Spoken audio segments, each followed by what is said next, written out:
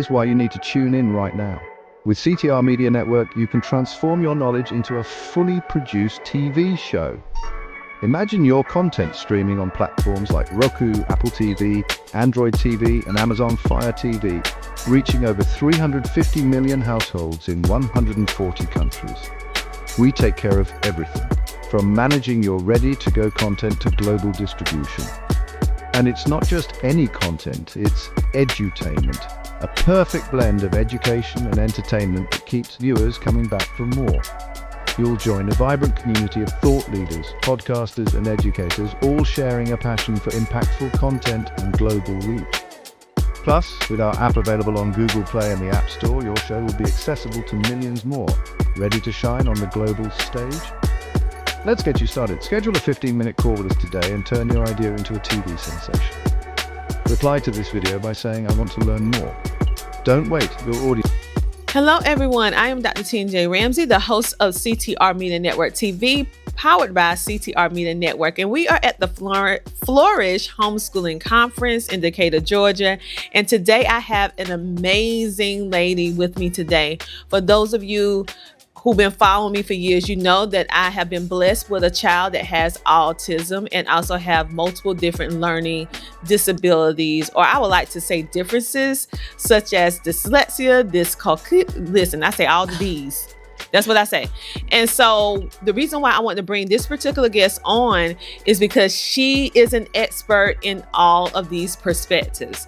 And so I wanted her to share about how she can help us with our amazing, unique children and what her business can actually help with de-stress and some of the things that we have to encounter or challenges as we are merging or trying to be in this homeschool space, okay?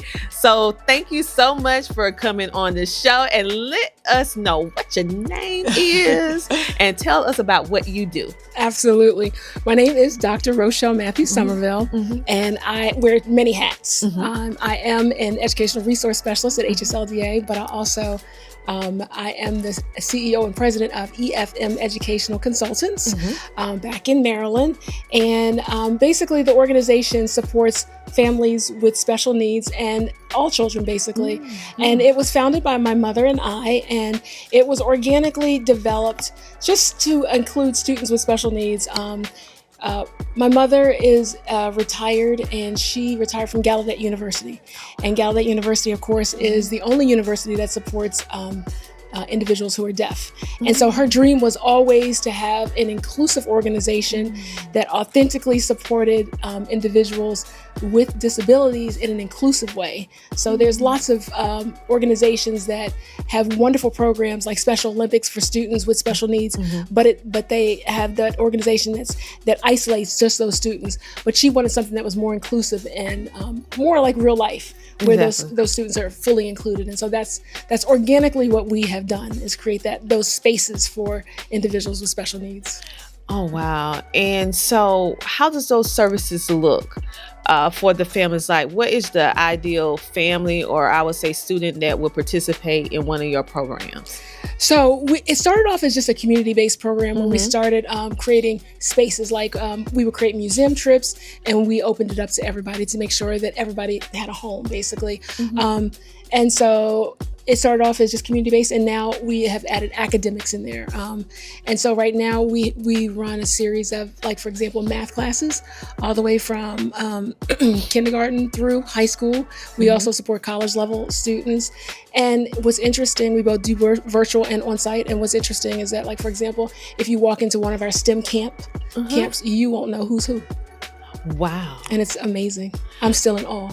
Okay, so it sounds as if you're also creating for them an environment to have more life skills as well. Absolutely. And we know within our community, it's very important to help emerge our children, our unique sons and daughters, into an environment that is inclusive but yet functional, for them to be able to handle all the different stimuli, the stimulation, but also provide, I would say, their community of support. So was that important when your mom and yourself was actually building this business, that it will that inclusivity, that it will be something that will provide those life skills that we know that are necessary for them to have some sort of independence? Absolutely. Community is important, and community is even important for our people. Oh yeah. Because this is what we do. I always tell people, when you choose to homeschool, you find your village. Because we can't do it without a village. Authentically, that's how it started. And so the same for families with disabilities. This is how we do it. I have several, I have 6 kids, and several of them are neurodivergent. Some of them are more visible disabilities than others.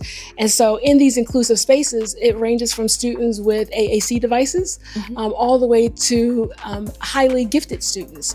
And they are all integrated together. And what's interesting is that the purpose of the community is twofold. It's not only for the students with disability. I think it's just as important for the students with disabilities to have community, but it's also really important for other students to learn to coexist with students with disabilities. So it's very much twofold. Not only the students with disabilities benefits, but other students benefit too, because they need to learn that when you see something that's different, it's not always wrong. It's simply just different. So your business offers where ones who may not be on the spectrum, as well as ones on the spectrum, can actually coexist together and do this programming? Absolutely. Oh. Absolutely. In our STEM camp, we have everybody from nonverbal to typically developing children in the same space. That is amazing, because it can build up that social sensitivity that is much needed, because many times the behavior or the disconnect happens because of not having enough information. Absolutely. And children tend to be afraid of what they don't know.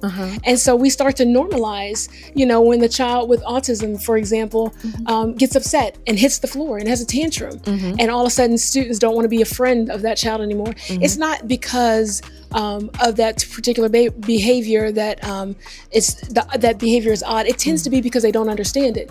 And so what we do is we do a lot of sensitivity training. I compare that behavior to, well, what happens when your parent does something that you don't like and you have a tantrum? There's no difference. There's no difference. And so when they fully understand those parallels, then they're like, oh. And they say, well, why don't you give him what he wants? The same reason why your parents don't give you what you want, right? They're allowed to have a tantrum. They have permission to have a tantrum just like you. And then they start to understand, oh, well, he's having a tantrum. That's right. And he can't have what he wants, and you don't get what you want. I love that you guys are merging, or I would say bridging that gap. Absolutely. Because one of the when you are misinformed, you handle things differently.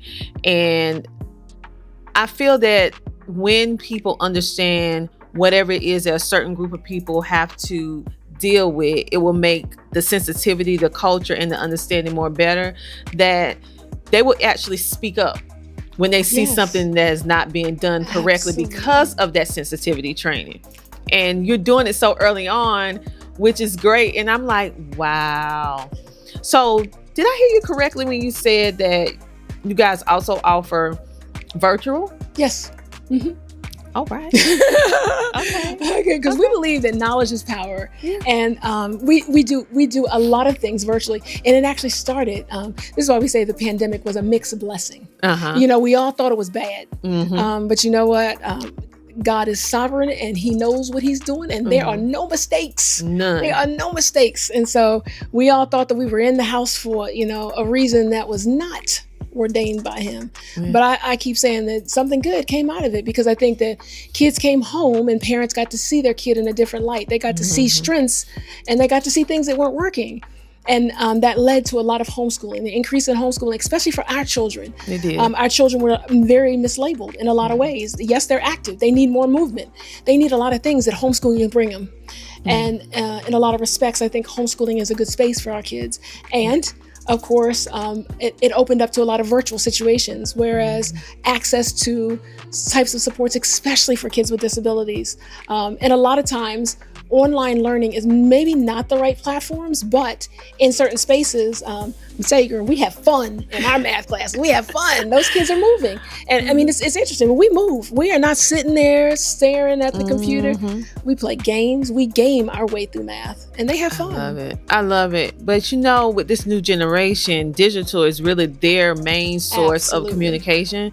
So, I mean, many people, like I heard a terminology from the Onyx family, where she said in real life, IRL. And I was like, what's this language they speaking? And so they actually have, in real life, because they abbreviate a lot of different things, this new generation, but also they have what they call their virtual friends. And their virtual friends is as important as if they was in their face. Absolutely. And so I really see how the virtual aspect will still work and be very, very effective, because it's something that they're already familiar with virtual gaming, and all that different stuff like that. So the fact that you actually have that accessible, and most of the time when you have someone that falls into that category, transportation is something that they don't have. Absolutely. So is there any kind of scholarship, programming, a process that they need to go through in order to get their children into your program? And is it a certain age that they have to be in order to participate? There's not a certain age, and there's a variety of activities. And so, math is just one example, but we do lots of different activities. And what's interesting is that I do a lot of partnership programs with my sister. So she's a speech and language pathologist, and she has a company, and we tend to do a lot of partnership programs because, I always say where I fall short, she picks up, and vice versa. So I'm the behaviorist and she's the language person. And so together we put on a lot of programs. Like she just did a Kwanzaa program online where the kids were getting up and they were dancing. They put on skits and things like that. And so it's a lot of different activities that you and we just have a sign up, and it crosses. We're homeschoolers. We do things across the age groups, and so we always make it across the age groups. And a lot of things we do are authentic. We always kind of keep our numbers short in the groups that we do, so that we can individualize. It's still very much a homeschool program. And in both of our programs, the focus is including students with disabilities. And so it's always authentic, and we create small groups. If we have 20 kids, then we create the number of groups, and we separate them, and we find instructors for those groups. And so it's still individualized, and so those parents are grateful because we make it all still about the kids. I love that, because it also hits on the topic of socialization. Absolutely. And so that's one thing that people try to throw up in homeschooling a family's face. What about the socialization?